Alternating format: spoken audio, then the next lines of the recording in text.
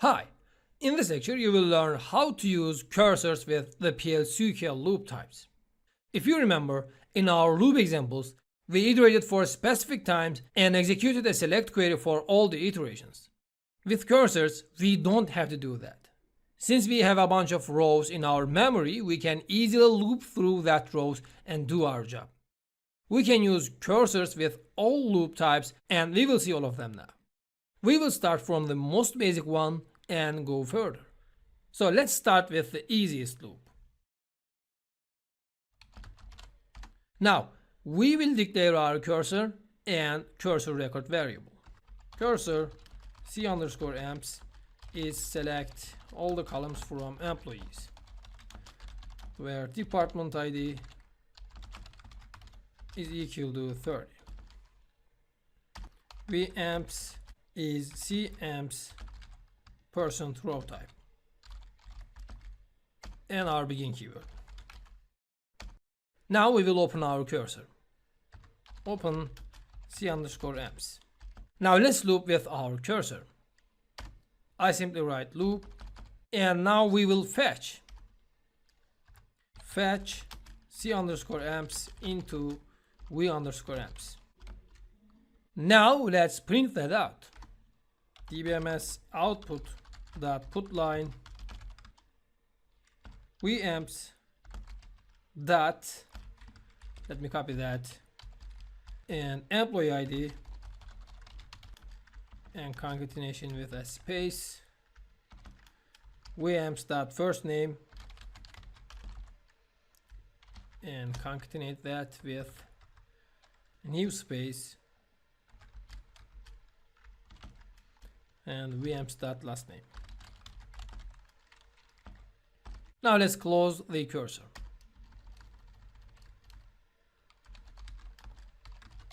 Close c_amps and our end keyword. But before that, we need to close our loop and loop. Great, just like the old loop usage. The only thing that we do in here is we fetched our cursor inside of our loop.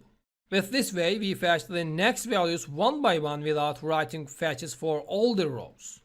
It made our code shorter by fetching all the rows in one step. Great, but we have one problem in here. Let's run the code and see the mistake. We have mistyped here, last name.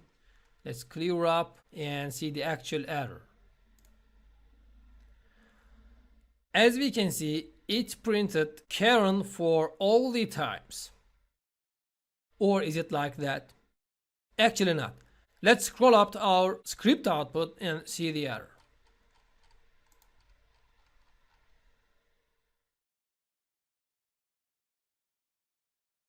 We see that we have a buffer overflow exception. That means we tried to output too many values, so it exceeds the maximum buffer size of the dbms output package. It passed 1 million bytes. Let's check how many rows do we have in our cursor.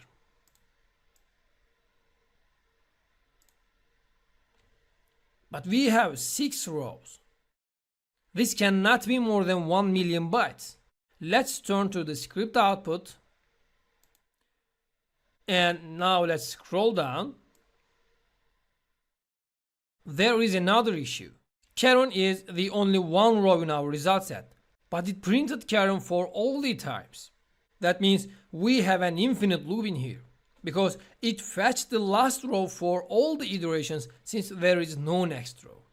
Now, how will we handle that? We cannot say that exit the loop when you read 6 rows, because if a new row is inserted into our table, this code will not work. For this problem, cursors have a function to handle that. It is not found function. We need to say that exit when a new row is not found. Let me show you. Exit when c_amps percent not found. We simply write exit when and our cursor name and percent not found. But we need to type that after the fetching but before using. We generally use that right after the fetch operation. Great. Now let's run our code and see if it works. Perfect. Now we see Karen for only one time, and we fetched all the rows of the select query with typing only one fetch. But we are aware of something. We did not open the cursor inside of the loop. If we do that, we will get an error because we try to open the open cursor again. Besides, if you close the cursor inside of the loop, you will attempt to reach a cursor that is closed. So you will have an invalid cursor error. If you type both open and close scripts inside of your loop, this time you will have an infinite loop because you will always fetch the first row, and since it has next rows, the exit will not work ever. Great. Let's do the same example with the while loop. While c_amp not found.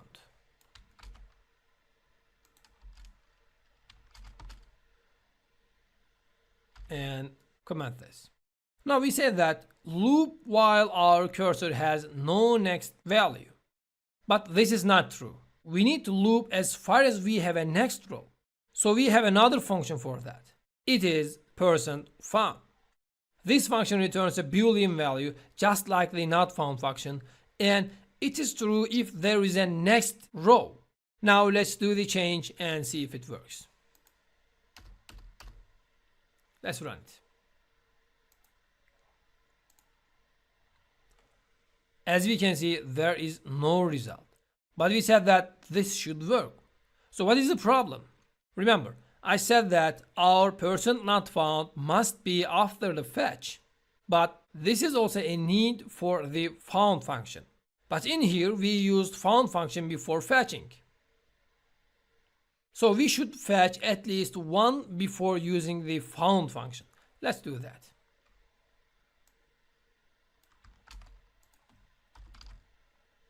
Now we need to take the DBMS output before the fetch.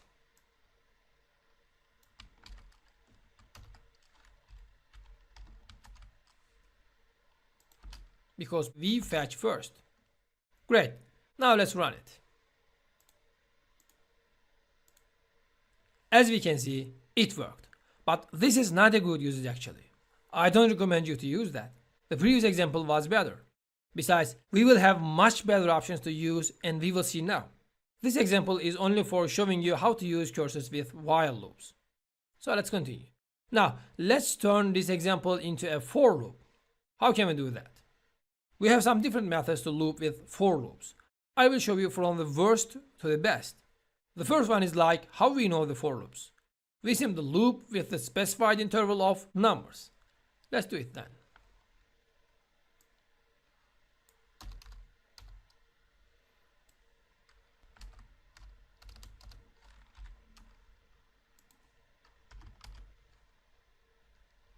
And delete here and write for I in 1.6 loop.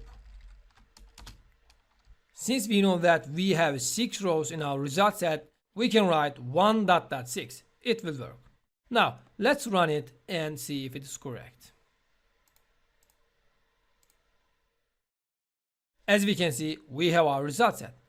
But this is not a good thing to write a specific interval. I mean, if one more row is added into our table, it won't be printed. So let me show you much more beautiful usage. For in clause. What if I say, I don't need to create a record? Let's delete it. I don't need to open the cursor. And I don't need to fetch. And even I don't need to close it. For in clause does all the things automatically. So how do we do that then? We simply write for I and our cursor name. C_amps. And we change our record names with I.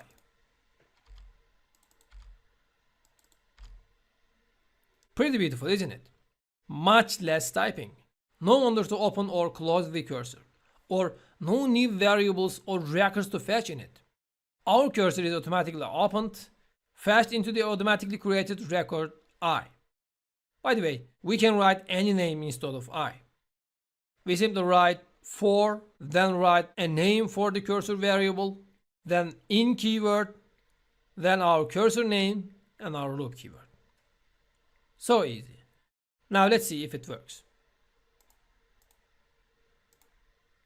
As we can see, pretty beautiful. What if I say there is one more beautiful usage of for in clause? We can even write our select query inside of our for in statement. Let's see that. Now let me copy our select statement first. Now I can delete declare keyword and my cursor. I don't need them. Now I will simply paste my select statement inside of parentheses into the place of my cursor name. The rest is the same. Did you notice? I have declared no records, no variables, no opens, fetches, or closing. I just write my select statement inside of the for in clause. This is the most beautiful one. Now let's run and see if it works. As we can see, it worked perfect. But sometimes we may want to use the previous example because sometimes you may want to use a cursor for more than one time. If you will use the same query for more than one times, I recommend you to create a cursor and then use it in all for in clauses. But if you will use that select query for only one time, as we did in here, I recommend you to type it inside of the for in clause. Alright, we have learned all the uses of loops with cursors. You can use any usage depending on your needs. So this is the end of this lecture. See you in the next one.